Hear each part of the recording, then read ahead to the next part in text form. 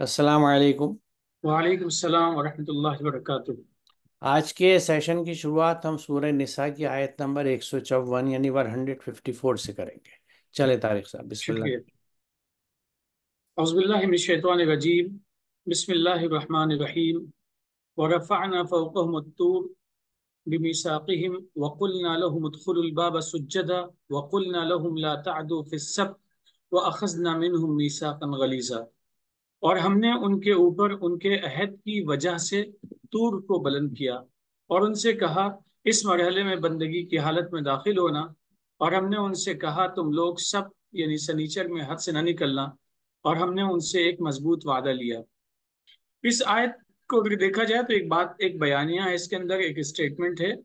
और उस स्टेटमेंट में एक पहले ये भी है, तहदीदी कलिमात भी हैं कि आगाह करना, वार्निंग उनको दी गई कि वार्निंग, उनसे कुछ वादे वईद किए गए कि तुम ऐसा, तुम्हें करना चाहिए, ऐसा करना चाहिए, ऐसा करना चाहिए। जैसे कि अल्लाह ताला ने कुरान मजीद में अब हमारे लिए बहुत सारे अहकामात कुरान के नुज़ूल के बाद कुरान में हमें दिए हैं कि ये काम करने चाहिए। और अगर ऐसा नहीं करते हैं तो उस सिलसिले में उसके नतायज कैसे मुरतब होंगे। तो उसकी एक तहदीद आमेज शक्ल हो सकती है, वो क्या कैफियत थी तूर को बुलंद करने की, वो अल्लाह उससे बेहतर वाकिफ है। लेकिन बहरहाल जो असल चीज़ है कि अल्लाह ताला ने मुख्तलिफ बातें कही थी कि ये मुख्तलिफ काम तो करने के दिए थे। और इसी निसाब की तफसील आइंदा जो आगे आयत आ रही है उसमें भी है, वहाँ तफसील से बात की जा सकती है। और कुरान के मुख्तलिफ सूरतों में, बल्कि बाज़ सूरतों में मुफस्सल इसका जिक्र है कि इससे क्या क्या मीसाक, क्या क्या अहद व पैमान लिए गए थे।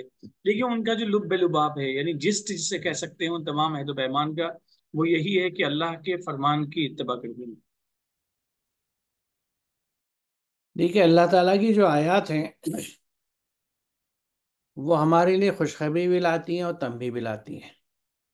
और यही बात कुरानी आयत और कायनाती आयत दोनों पे लागू होती है। तो यहाँ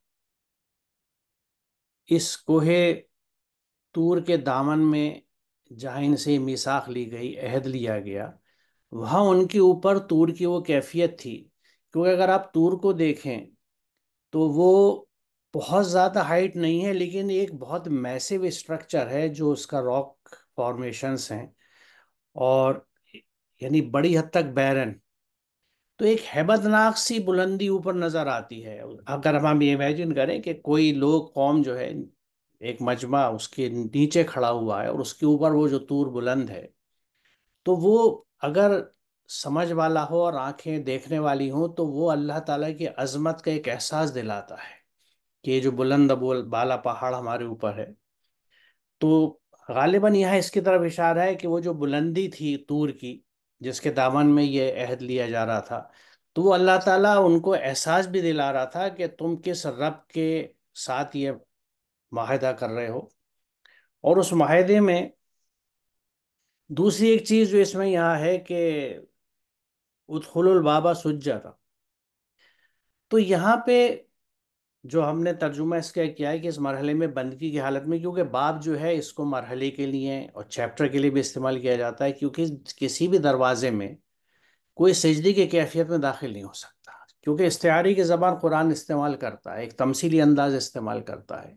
तो ये एक नया मरहला, एक बड़ा मरहला था कि एक ऐसी कौम जो जिसको एक इलाका, एक वादी, रहने की जगह मिलने वाली थी, वहां पे उसको ये समझाया जा रहा था कि यहाँ बंदगी की कैफियत में दाखिल हो, यानी एक जो तुम्हें एक नया एक ठिकाना मिल रहा है, एक जगह, एक ज़मीन मिल रही है रहने के लिए, एक शहर तुम्हें मिल रहा है, तो उसमें तुम बंदगी की कैफियत में दाखिल हो और उसी में रहना। और उसी की तंबीह आगे की गई है कि तुम देखो, सबके हद से ना निकलना। ये अहद उनसे लिया गया था कि शनिचर के दिन की, जिसकी तफसील जैसा आपने कहा आगे आएगी मछलियों के शिकार के ताल्लुक से, कि इसमें अपनी हुदूद हुदूद को ना तोड़ना।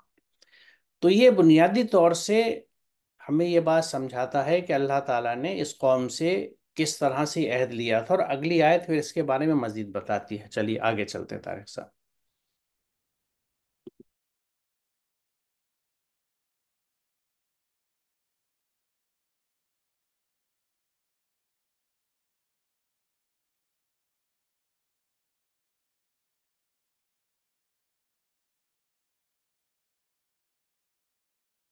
आप म्यूट हैं। आप म्यूट हैं। فَإِمَّا نَقْضِهِمْ مِيثَاقَهُمْ وَكُفْرِهِمْ بِآيَاتِ اللَّهِ وَقَتْلِهِمُ الْأَنْبِيَاءَ بِغَيْرِ حَقٍّ وَقَوْلِهِمْ قُلُوبُنَا غُلْفٌ بَلْ طَبَعَ اللَّهُ عَلَيْهَا بِكُفْرِهِمْ فَلَا يُؤْمِنُونَ إِلَّا قَلِيلًا۔ پھر ان کے عہد توڑنے کی وجہ سے اور اللہ کی آیات سے کفر کرنے کی وجہ سے اور ناحق انبیاء کے پیغام کو مٹانے کی وجہ سے اور ان کے کہنے کی وجہ سے کہ ہمارے دل پر پردے پڑے ہیں یا ہمارے دل پردے میں ہیں، بلکہ ان کے کفر کی وجہ سے اللہ کے قانون نے ان کے دلوں پر مہر لگا دی، بس ان میں سے کچھ ہی ایمان لائیں گے۔ یہاں اس آیت میں دو چیزیں ہیں جن کی طرف تھوڑی وضاحت سے اشارہ ہے اور بیان کیا گیا ہے۔ پہلی چیز تو یہ ہے کہ ان لوگوں نے اپنے عہد کو توڑ دیا، اور دوسری چیز یہ ہے کہ ان لوگوں نے اللہ کی آیات کا کفر کیا۔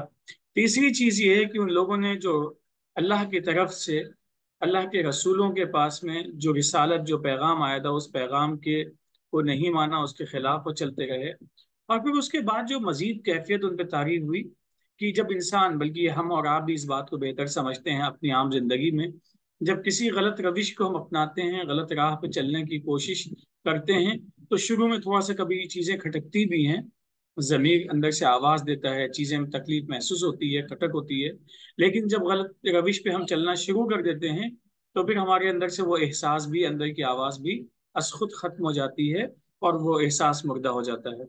تو پھر اس صورت میں ہم غلطیوں پہ بالکل جم جاتے ہیں اور اڑ جاتے ہیں اور کہتے ہیں کہ یہی راستہ صحیح راستہ ہے۔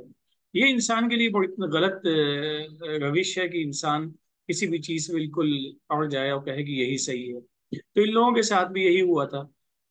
جب یہ کیفیت ہوتی ہے، چونکہ ہم یہ اپنی زندگی میں محسوس کرتے سکتے ہیں اپنی پرسنل لائف میں، کہ کوئی حق بات ہم سے سمجھائی جا رہی ہے اور ہم اس کو سمجھ نہیں پا رہے ہیں، تو ایک کیفیت تو یہ ہو سکتی ہے کہ ہم فوراً اس کو ریجیکٹ کر دیں۔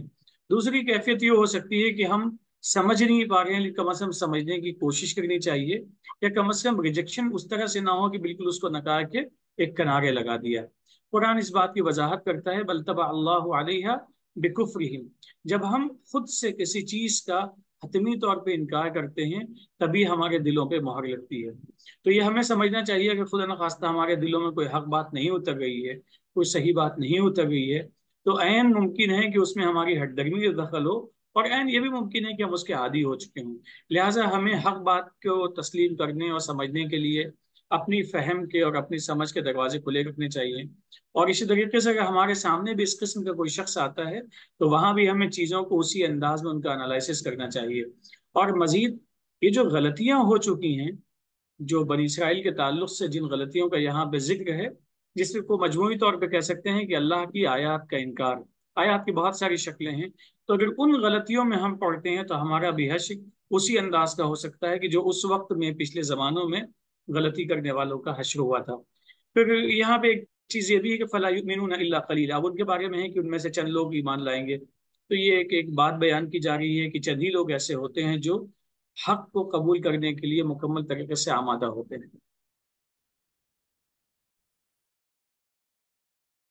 یہاں جیسے ذکر ہے کہ انہوں نے جو عہد تھا اس کو توڑا، اس کی نافرمانی کری، یہ قوم کا ایک ذکر ہے اوور دا ایجز جیسے ہم کہہ سکتے ہیں، کیونکہ عہد توڑا اور اللہ کی آیات کا کفر کیا، یعنی ان کا انکار کیا اور ان پہ عمل نہیں کیا، یہ کفر کی وہ کیفیت تھی۔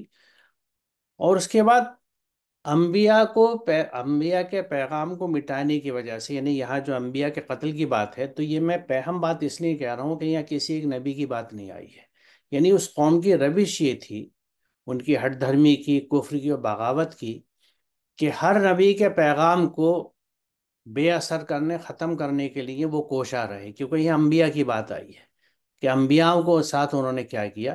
اس کی وضاحت میں میثاق کی بھی اور اس کی کچھ مزید آیات کے ساتھ کروں گا تاکہ یہ بات صاف ہو سکے۔ پہلی بھی اس پہ بات ہو چکی ہے سیشنز میں، یہ تو میثاق سے ریلیٹڈ ایک اور آیت تھی جس پہ میں نے یہاں رکھنا چاہا کہ یاد کرو جب ہم نے تم سے پکا وعدہ لیا، تمہارے اوپر طور پہاڑ کو بلند کیا، جو کچھ ہم نے تم کو دیا ہے اسے مضبوطی سے پکڑ لو۔ اب یہ عہد لیا گیا اور ان سے کہا جا رہا ہے کہ جو کچھ تمہیں دیا گیا اسے مضبوطی سے پکڑ لو، اور اس میں جو کچھ ہے اسے یاد رکھو عمل کے واسطے تاکہ متقی بن جاؤ، کیونکہ متقی بننے کے لیے عمل ضروری ہے۔ کیونکہ تقوی ہے ہی اللہ کے احکامات پہ چلنا، اس لیے بریکٹ میں عمل کے واسطے لکھا ہے کہ جو کچھ اللہ کے احکام آتا ہے ان کو مضبوطی سے پکڑو، اور اس میں جو کچھ ہے اسے یاد رکھو تاکہ اس پہ عمل کرو، اور عمل کرو تو تاکہ متقی بن جاؤ۔ تو یہ نوعیت تھی اس عہد کی جس کو انہوں نے توڑا۔ یعنی یہ صرف اس ایک عہد کی بات نہیں ہے کہ انہوں نے سبت کے دن یا مچھلیوں کے تعلق سے جو کیا، انہوں نے اوورآل اللہ کے جو احکامات آئے تھے ان کو نہ مضبوطی سے پکڑا نہ یاد رکھا، بلکہ بغاوت کری، جس کی آگے اور چیز ہم واپس جب 155 پہ آئیں گے جب دیکھیں گے۔ اب قتلہ کے سلسلے میں یہاں یہ وضاحت میں کرنا چاہوں گا کہ ہم نے قتلہ کا مفہوم کس طرح سے لیا ہے۔ کہ یہ جو مادہ ہے، راغب نے کہا ہے اس کے معنی، یعنی اس کو دیکھیے جان سے مارنے کے تو معنی ہیں، نکلتے ہیں، لیکن اس کے علاوہ اس کے دیگر جو معنی نکلتے ہیں کہ اس کے معنی ذلیل و حقیر کرنے اور جھکا دینے کے بھی آتے ہیں۔ ابن فارس نے کہا ہے کہ اس کے بنیادی معنی ذلیل کرنے اور مار ڈالنے کے ہیں۔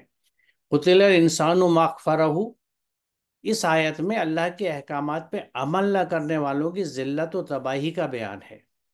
یہاں قتلہ سے مراد ہے لعنت زدہ ہو، ہلاک ہو، مارا جائے وہ انسان جو ناشکرا ہے، منکر حق ہے۔ یعنی یہ جو آیت ہے اس کے تراجم میں اگر آپ دیکھیں تو ترجمے میں انہی الفاظ کا ذکر ملے گا کہ وہ لعنت زدہ ہو، کہیں لکھا ہے ہلاک ہو، کہیں لکھا ہے مارا جائے وہ انسان جو ناشکرا ہے، منکر حق ہے، یعنی جس نے یہاں پہ کفر کیا ہے، واقفرہ ہو۔ تذلیل و تحقیر کے اعتبار سے قتل ان کے معنی ہے کسی کو ایسا کر دینا کہ اس کی بات پر کوئی دھیان نہ دے، اس کی کوئی پرواہ نہ کرے، اس کا کچھ اثر باقی نہ رہے، وہ انفیکٹو ہو جائے۔ تاج العروس میں اس بات کی وضاحت یوں کی گئی ہے کہ قتلہ شرابہ کے معنی ہے شراب میں پانی ملا کر اس کے نشے کو، یعنی اس کی تیزی کو ختم کر دیا، ہلاک کر دیا۔ سورہ نساء میں ہے کہ ایک دوسرے کے مال ناحق نہ کھاؤ، اس کے بعد ہے وَلَا تَقْتُلُوا أَنفُسَكُمْ، یعنی اس طرح اپنے آپ کو یا اپنے نفس کو ہلاک نہ کرو۔ تو اب یہاں جو کہا جا رہا ہے کہ وَلَا تَقْتُلُوا أَنفُسَكُمْ، تو یہ مطلب تھوڑی کہ تم اپنے آپ کو قتل نہ کرو، یعنی سوسائڈس نہ کر لو، خود کو نہ مار لو۔ یہاں وہی لفظ ہے جیسے ہم عام زبان میں بھی بولتے ہیں کہ بھائی کیا اپنے آپ کو ہلاک کر لو گے؟ اتنی محنت کر رہے ہو، آرام نہیں کرتے، کام کرے جا رہے ہو، کیا مرو گے، کیا اپنے آپ کو مار لو گے؟ یہ جس طرح اردو میں یہ چیز استعمال ہوتی ہے اسی طرح عربی زبان میں بھی اس لفظ کا استعمال رہا ہے۔ دوسری بات یہ ہے کہ انبیاء کے قتل کے تعلق سے دو جگہ بہت واضح طور پہ قرآن میں بات کہی گئی ہے کہ اللہ تعالیٰ اور اس کے نبی ہمیشہ غالب آئے۔ یہ مجادلہ ہے، آیت نمبر 21، اللہ نے لکھ دیا، یعنی فیصلہ کر دیا کہ میں اور میرے رسول ضرور غالب آئیں گے، بے شک اللہ قوی غالب ہے۔ ہم اس بات پہ یقین رکھتے ہیں کہ قرآن میں نہ تو کوئی تضاد ہوتا ہے اور نہ اس کی اللہ کے کلمات، اللہ کی باتیں، اللہ کی سنت کبھی تبدیل ہوتی ہے۔ تو یہاں ایک ایبسلیوٹ بات ہے اللہ تعالیٰ نے کہا اس بات کی، کس بات کی؟ کہ اللہ نے لکھ دیا، فیصلہ کر دیا کہ میں اور میرے رسول، انا و رسولی، ضرور غالب آئیں گے، بے شک اللہ قوی غالب ہے، وہ قوت والا ہے، غلبہ رکھتا ہے، غالب ہے، اسی لیے اس کے جو میسنجر آئیں گے جو اس کا پیغام لے کے آتے ہیں، جو اس کے چنے ہوئے لوگ ہوتے ہیں، جیسا قرآن میں بتاتا ہے کہ اللہ تعالیٰ ملائکہ میں سے اور انسانوں میں سے رسول کو چن لیتا ہے، تو یہ اس کے چنندہ لوگ جو یہاں کسی مقصد کے تحت آتے ہیں وہ کامیاب ہوتے ہیں۔ اگلی آیت میں بھی یہ بات کہی گئی ہے، اور ہمارا وعدہ اپنے بندوں یعنی رسولوں کے لیے پہلے ہی صادر ہو چکا ہے، بے شک وہی فتح مند یعنی کامیاب ہوں گے، اور بے شک ہمارا لشکر ہی غالب رہے گا۔ تو یہ میں نے اس وجہ سے باتیں بتائیں کہ یہ اس کی جو انڈرسٹینڈنگ جس آیت کو ہم ڈسکس کر رہے ہیں، جس کا علمی احاطہ اس وقت کر رہے ہیں، اس میں ہم اس چیز کو اس طرح کیوں لے رہے ہیں۔ دوسری بات یہ ہے کہ انہوں نے اپنے اوپر ایک زوم کی وجہ سے، کیونکہ ہوتا نا کہ ایک آدمی کسی بھی وجہ سے اللہ کے ہدایت کو، پیغام کو چھوڑ دیتا ہے، ایک رخ ہے۔ دوسرا یہ کہ وہ ایسی ہٹ دھرمی دکھائے کہ وہ کہے کہ نہیں بھائی یہ تو میرے تو دلوں میں پردے ہیں، بڑے غلاف ہیں اور ان تک یہ بات نہیں پہنچ سکتی، تو اس طرح کی باتیں بھی وہ بتاتے تھے، مطلب جو لنترانی ہوتی ہیں جس میں وہ تکبر ہوتا ہے، وہ سرکشی کی کیفیت ہوتی ہے، جو بندگی میں قطن نہیں ہوتی۔ بغاوت کرنے والے جو سرکش لوگ ہوتے ہیں وہ اپنے آپ کو بڑا سمجھتے ہیں اور اللہ کے احکامات پہ نہیں چلتے۔ تو یہ جو اللہ کی آیت سے انسان جب کفر کرتا ہے، ان کا انکار کرتا ہے، یعنی ان پہ عمل نہیں کرتا اور اپنا راستہ نکالتا ہے، تو اس راستے پہ چلنے کی وجہ سے اس کے نفس کی، اس کے مزاج کی، اس کے تھاٹ پروسیس کی وہ کیفیت ہو جاتی ہے کہ پھر ایک طرح سے کوئی بھی اچھی بات اس تک پہنچتی ہی نہیں ہے۔ اس کو قرآن نے دوسری جگہ اس طرح کہا ہے کہ جب ان کے راستے ٹیڑھے ہوئے تھے تو ان کے دل ٹیڑھے ہو گئے۔ یہ اللہ کا قانون ہے، اور یہ پوری کائنات میں ہمیں نظر آتا ہے کہ ہم کسی بھی چیز کو جب کرتے رہتے ہیں تو ویسی ہی کنڈیشننگ ہو جاتی ہے۔ بہت سے ایکسپیریمنٹس ہیں جو، یعنی اینیمل بیہیویئر کے پیولوو ایکسپیریمنٹ بہت مشہور ہے کہ کس طرح سے کنڈیشننگ ہو جاتی ہے۔ میں اس کی تفصیل میں یہاں نہیں جا رہا، وقت لگ جائے گا، لیکن یہ جو انسان کے دل و دماغ کی، اس کے ایکشنز کی جب کنڈیشننگ ہو جاتی ہے تو وہ قدرتاً ویسا ہی کرنے لگتا ہے۔ یہی وہ کیفیت ہے جس کو اس طرح سے کہا جاتا ہے کہ ان کے دلوں پہ مہر لگ گئی تھی۔ کس کی وجہ سے؟ کفر کی وجہ سے، یعنی انہوں نے اپنے آپ کی کنڈیشننگ ایسی کر لی تھی کہ اپنی منمانی باتیں کرنی ہے، ہمیں صحیح بات پہ چلنا ہی نہیں ہے، تو اس کی وجہ سے ان کے نفس کی جو کیفیت ہو گئی تھی وہ ایسی تھی کہ پھر اس تک کوئی صحیح اور حق کی بات پہنچ ہی نہیں سکتی تھی۔ اور یہ کیفیت کس وجہ سے ہوئی؟